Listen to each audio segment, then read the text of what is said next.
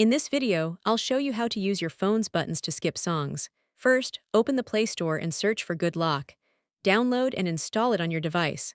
Once installed, open Good Lock. This is Samsung's official customization app that adds extra features to your phone.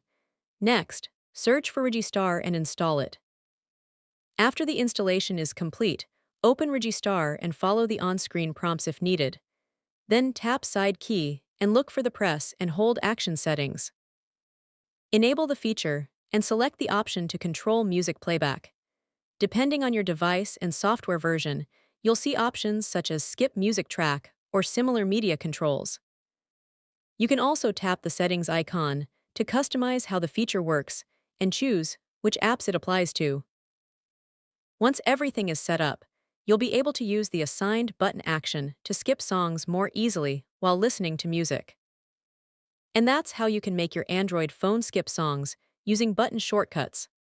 If this guide helped you out, don't forget to leave a like, subscribe to the channel, and turn on notifications for more helpful tutorials.